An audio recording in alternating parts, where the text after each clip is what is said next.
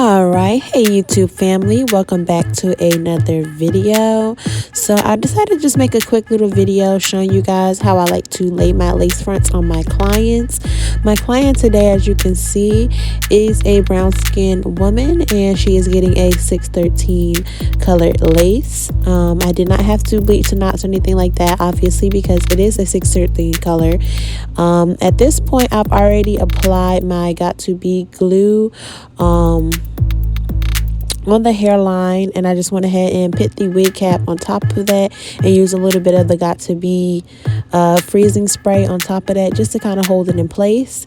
And I went ahead and let that dry. I didn't show that part on camera just because I felt like, you know how it starts off with laying a lace front, so I just felt like I didn't want to bore you guys with all the extra imagery for no reason.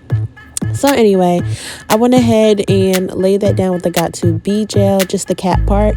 And now, as you can see, I just went ahead and cut off all the excess cap that I did not need around the hairline. I'm now using my Ghost Bond lace wig adhesive around the hairline to go ahead and attach the lace.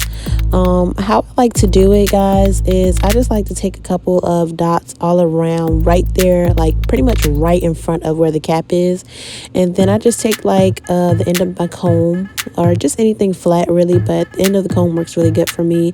And as you see, I'm kind of like smoothing the adhesive on the front of the hairline, but also a little bit on top of the cap, just to kind of keep the cap in place too. I've noticed with install, sometimes if I don't do this part, I usually have problems with the actual cap lifting and riding back and kind of like exposing the hairline, underneath the lace. So I just like to do that part. I feel like it keeps it nice and laid down.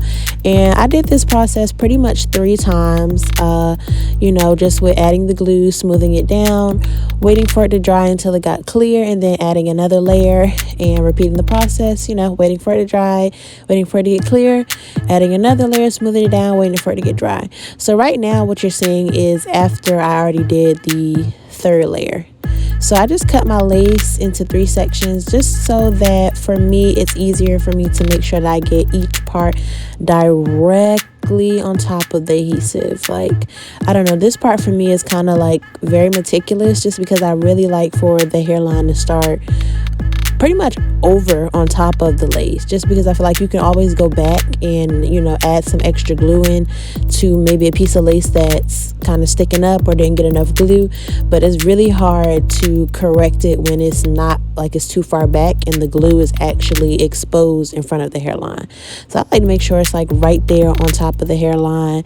As you can see, this piece of glue right here is still drying, that's why you can visibly see it, but the other glue that I went ahead and laid down has already kind of dried up and set into place.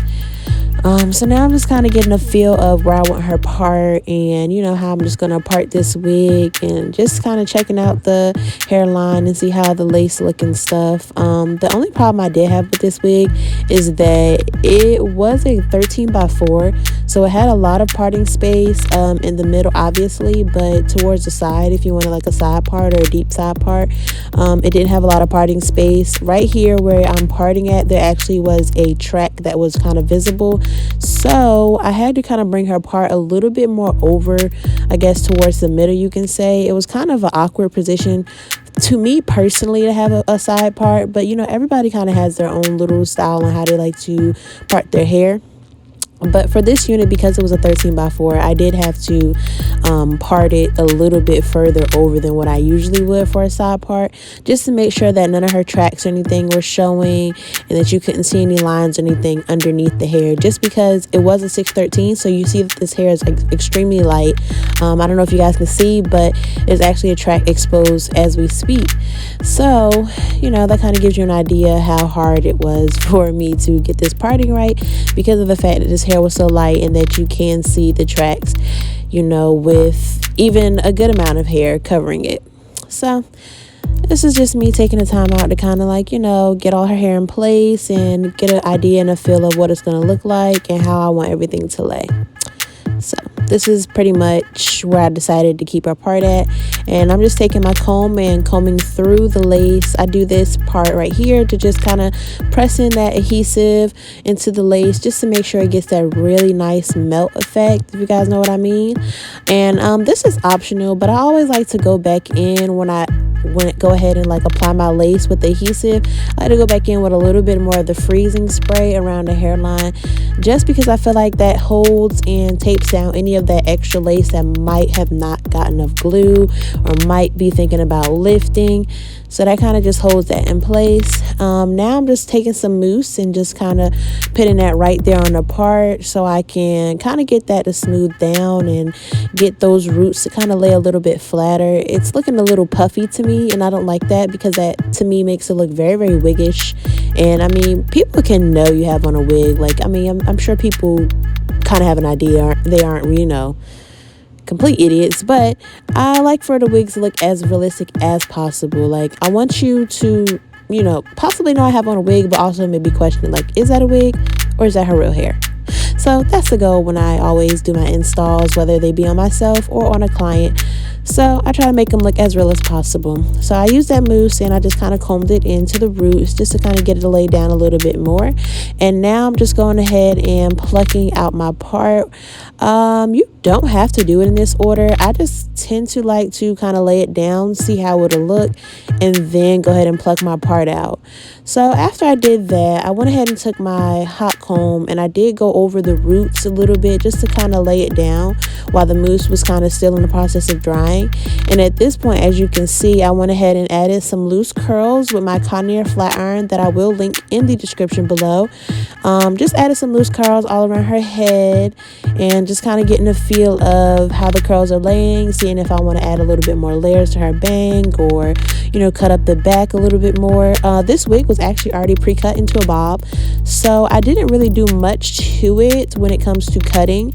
I did add some layers into her bang just to kind of frame her face a little bit, but besides that, I didn't have to do any extra cutting. I didn't want to take any extra length off of this because it was already kind of a shorter length. I think it was maybe 10 inches. Yeah, I think it was about 10 inches. So it was already kind of short. I didn't want to take any extra length off.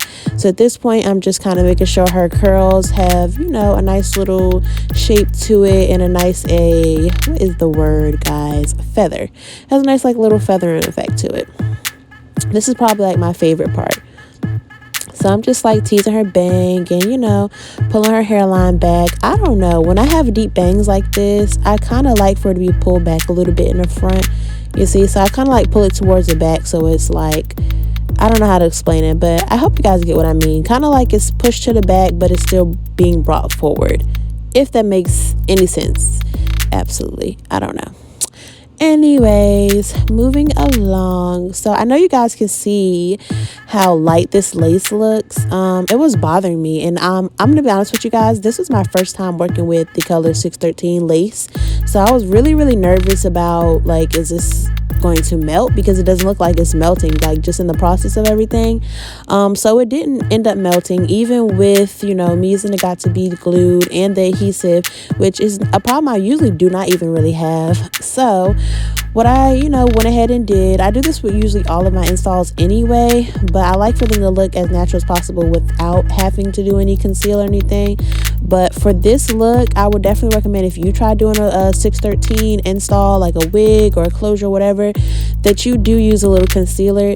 When I say this concealer was a blessing, it literally blended that hairline so good you could not tell this was a lace frontal at all. And all I pretty much did was add it to all the parts where it was just kind of lace sitting and not that much hair, and just try to blend in that lace so that it's just not sitting up there looking white. I did clean up, as you can see, this spot right here that's on her forehead, the brown spot. This came from when I was using the bronzer. At first I was going to use one of my bronzing powders to add to her hairline, because I do like using a powder when I'm customizing a hairline and making it look realistic instead of a concealer. But I didn't have a powder in that color, so I did actually use just a regular concealer, and it got the job done, y'all. The only thing I can say about using that is that you do have to worry more about it moving, and since this is a 613 color, if she was to do a lot of rubbing on her hairline or just a lot of abrasion, it might transfer the actual concealer to her hair color, because you know, it's 613, it's blonde. So of course, you know, if you rub it, that brown concealer that I just used in her hairline is going to transfer to her hair. So that's the only problem that I would say. So this is the finished look, guys.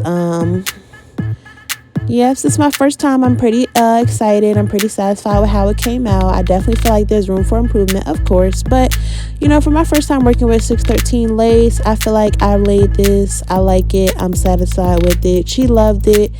So, yeah.